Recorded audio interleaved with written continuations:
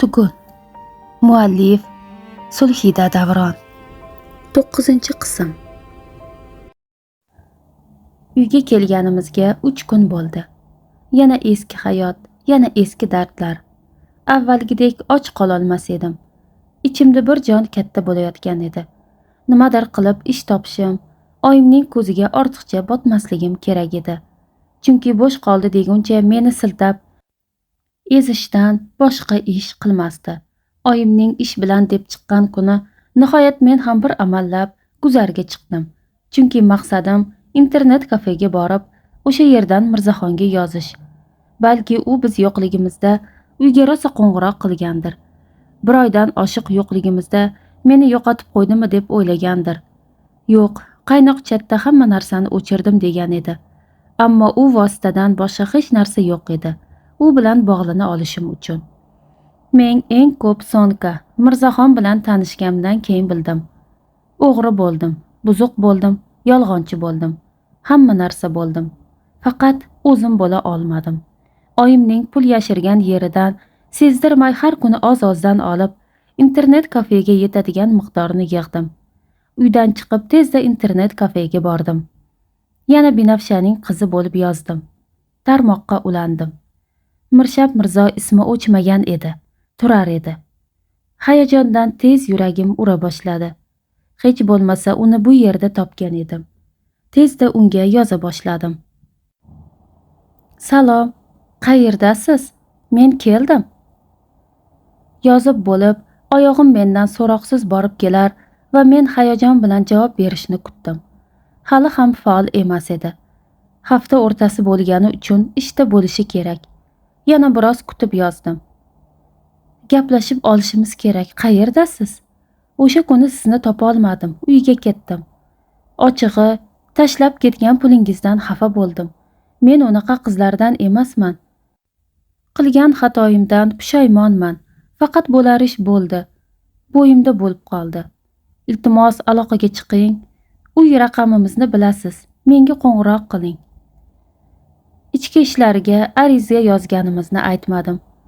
Qo'rqib qochishidan xavotir oldim. 20 daqiqacha kutdim.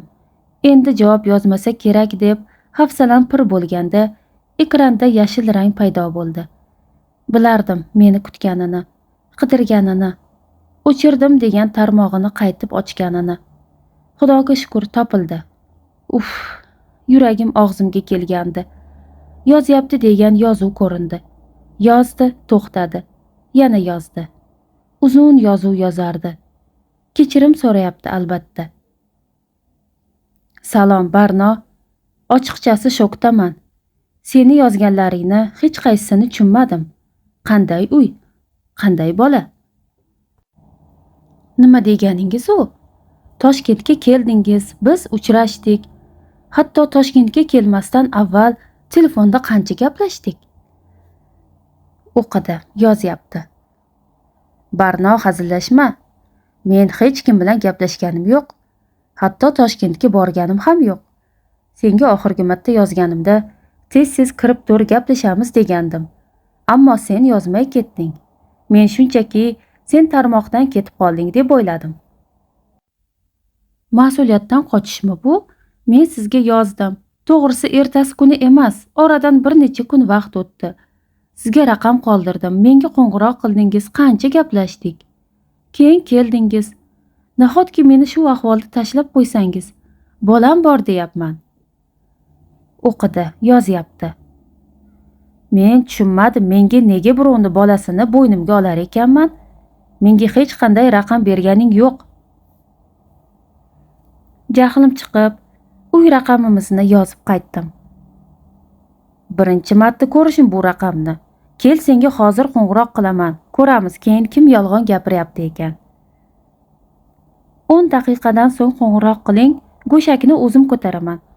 Parol aytish esingizdan chiqmasin. Qanaqa parol? Boshqa chiday olmadim. Internet kafedan chiqdim. Uyga borgunimcha oyoq qo'lim titrar edi. Tan olmayapti. O'yin qilyapti men bilan. Uyga yetib bordim. Yana ahmoqqa o'xshab undan telefon kutdim. Telefon jiringlamadi. Xonamga kirib, yig'iga to'yib oldim. Oradan qancha vaqt o'tdi bilmayman. Telefon ovozini eshitib, umidim qolmay go'shakni ko'tardim. "Alo?" dedim zo'rg'a chiqqan ovozim bilan. "Alo?" dedi bir begona ovoz. Yana oyimning biror xushtori bo'lsa kerak. Go'shakni qo'ymoqchi bo'ldim. "Alo, Barno, Binafshaning qizi? Mana qo'ng'iroq qildim. Men Mirzaxonman." deganda yer oyog'im ostidan qochgandek bo'ldi. Chunki meni o'ziga maftun qilgan u ovoz emas, aksincha boshqa bir ovoz uning ismini aytib, men Mirzaxonman deyotgan edi. Insonning ishonchi yo'qolganda o'zi ham yo'ldan adashishga mahkum. Huzurli yashash jasorat talab qilardi. Chunki haqiqatni aniqlashga hammaning ham yuragi dosh berolmaydi. Erim qo'rqoq edi. Zamona avvalgi emas, birgina tahlillar bilan bolaning otasi yoki otasi emasligini bilish qiyin narsa emas. Ammo u avval o'ziga, keyin bizga hayotni zahar qilishni tanlagan edi. Har ayol farzandining otasi kimligini bilar va ba'zi axloqiy holatlar bo'lmaguncha o'zidan 100% amin bo'lar. Ammo otalarcha, ularning qo'liga tutqizilgan go'dakni seniki deganingda gapingga ishonar va uni shunday qabul qilar.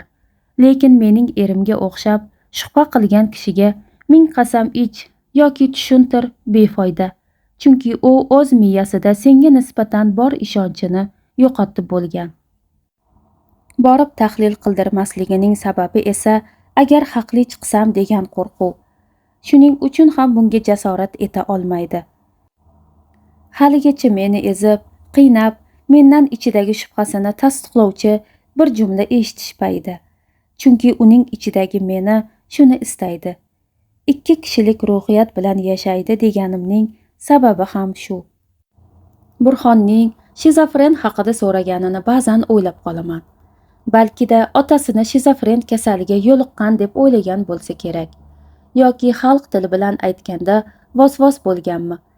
O'z miyasida bir narsalarni o'ylab topadi va shunga ishonadi. Agar men oz bo'lsa-da ko'ngli bo'lmasaydi, buncha yil meni olib o'tirmas. Majburiy uylanish sharti bo'lsa-da, biroz vaqt o'tib meni quvar va hayotini davom etardi. Bir necha yil avval bir yosh san'atkor haqida shunday gap chiqqan edi. Bir qizning nomusiga tegdi deb aylov qo'yildi. Keyin qamaldi. Qamoqdan chiqarish uchun u qizga majbur uylandi va hech qancha o'tmay ajrashib, yaqinda boshqa qizga uylandi. Istasa erim ham shunday qila olardi. Ammo uning ruhiyatini tushunishga qiynalganim shu ediki, nega hali ham meni xotin qilib o'tirgani. Menga bir tomondan rahmi keladi desam, eng ko'p jabrni o'zi beradi.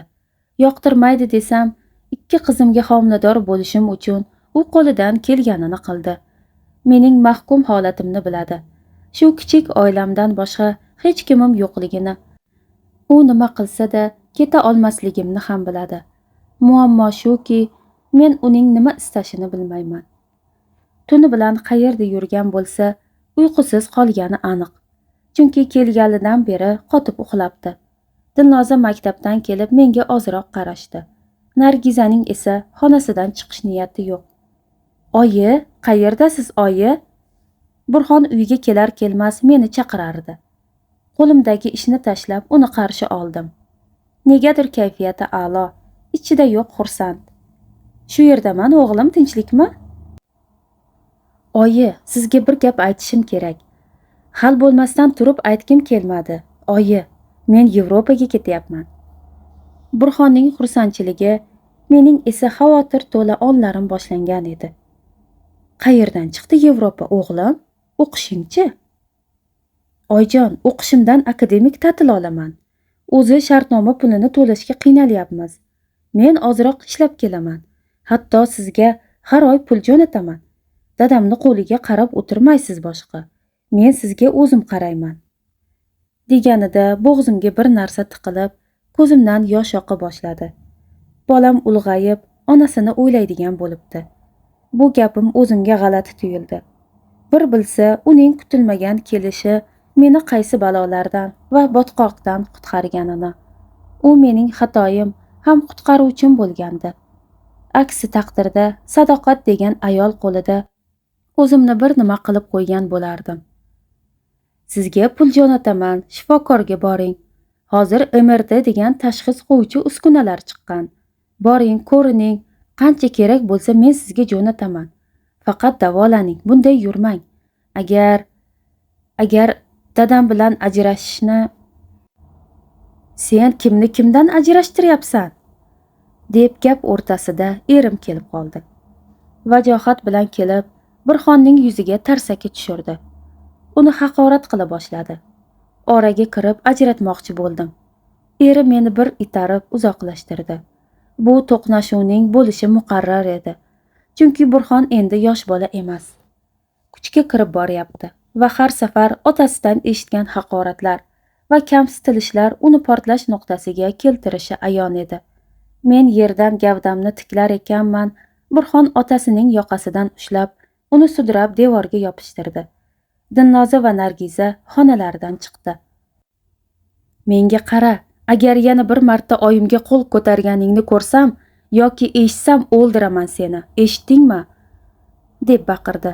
Burxonning ko'zi hech narsani ko'rmas, bor kuchi bilan otasining yoqasini ushlar. Erim esa jon jahdi bilan undan qutulishga va haqorat qilishda davom etardi. Qizlarim akasini qo'liga yopishdi. Burxon oxiri otasini qo'yib yuborib, uydan jahl bilan chiqib ketdi. Devor yonida tez-tez nafas olgan erim esa, "Buni sen shunday qilding", deb meni aybladi. O'g'limning gaplaridan jasorat olib, uning ko'zlariga qarab javob qaytardim. Men emas, siz majbur qildingiz. Bola bor yo'g'i onasini himoya qilish dardida. Fohishani qizi bo'lgan onasinimi? Deb yerga tupurib, yonimizdan uzoqlashdi. Oyi, nega shuncha gapga chidab yashab kelasiz? Deb yig'lay boshladi Dilnoza. Nargiza yana jim, g'azabi nigohlarida, yuzi burishgan, lekin jim. Vaqti kelib qizlarimga birov fohishaning qizi demasligi uchun, dedim ko'zimdagi yoshni berkitmay. Onalarning xatosini qizlari to'lamasligi kerak. O'tmish. So'zim tingla, dunyo bir muddat. Bunchalar ham ishlaring g'alat. Yaxshilarni g'amlarga ko'mib, yomonlarga qilding muruvvat. Dunyo, dunyo, bir kam dunyosan. Kimni xo'rlab, kimni suyasan, yorug' dunyosan. Dunyo, dunyo, nohaq dunyosan. Qadamingni qandoq qo'yasan, nohaq dunyosan.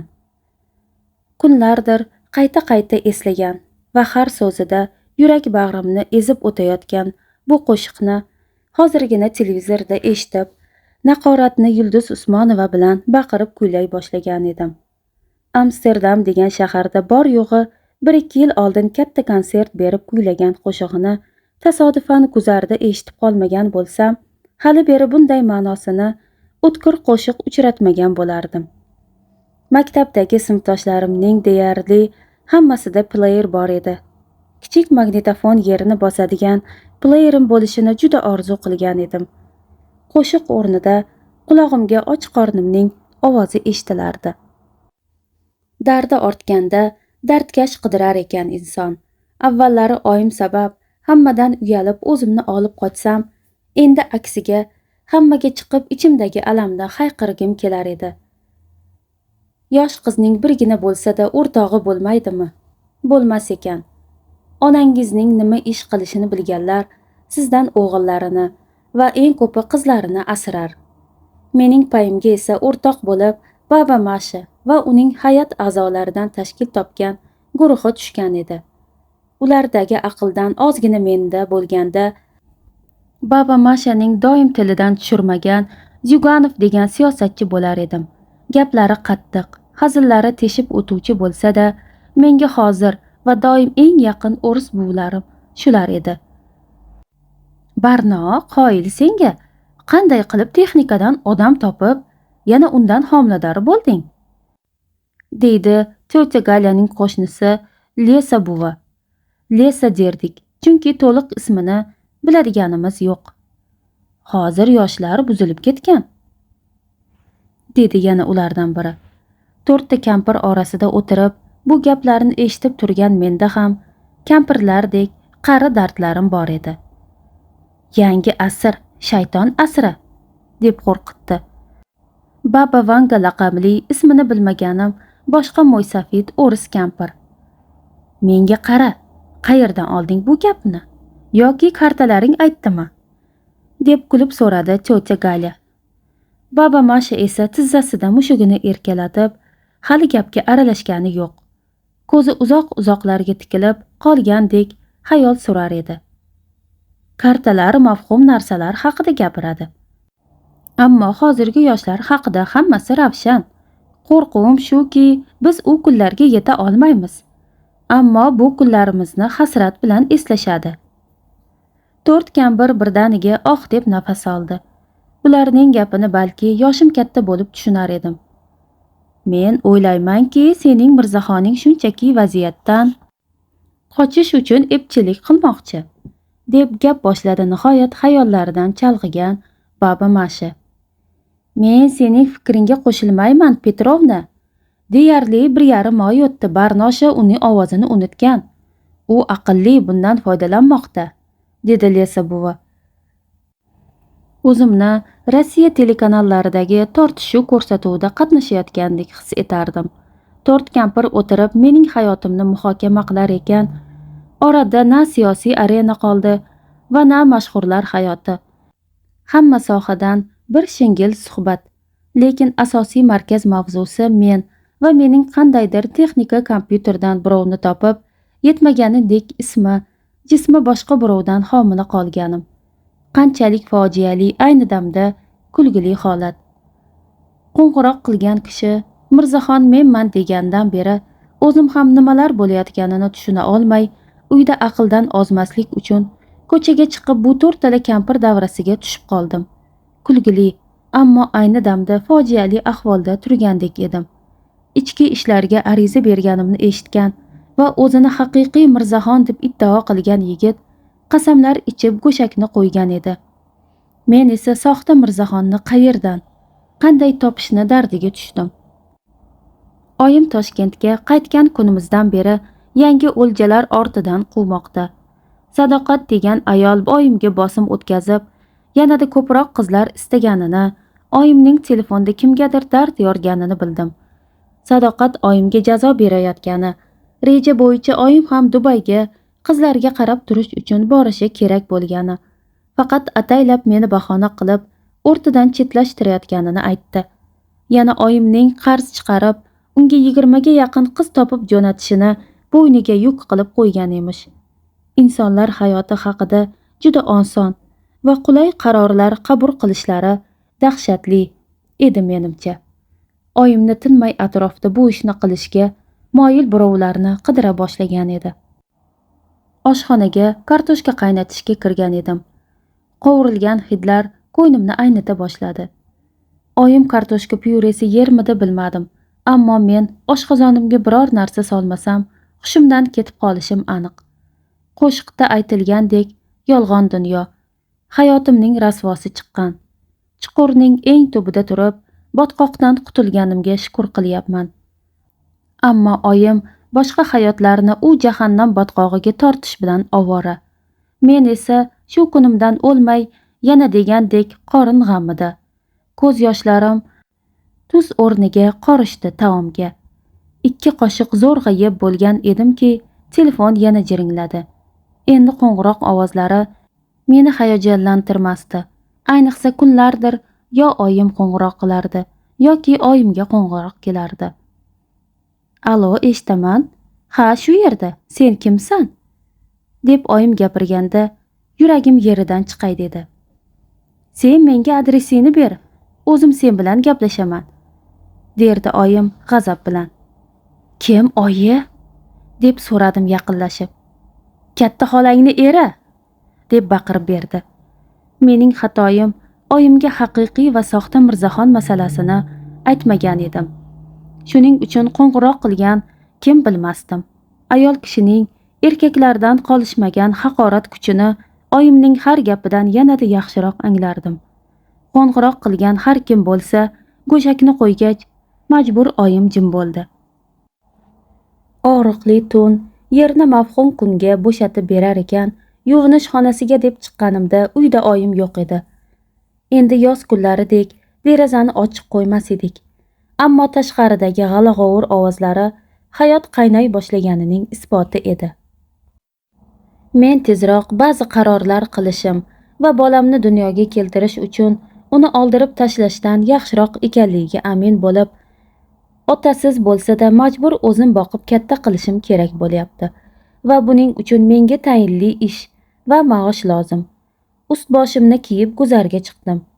O'qimagan, qo'lida bir hunar yo'q. Bir yosh avlod sifatida qaysi eshikni qoqib borar edim, bu yog'i mavhum.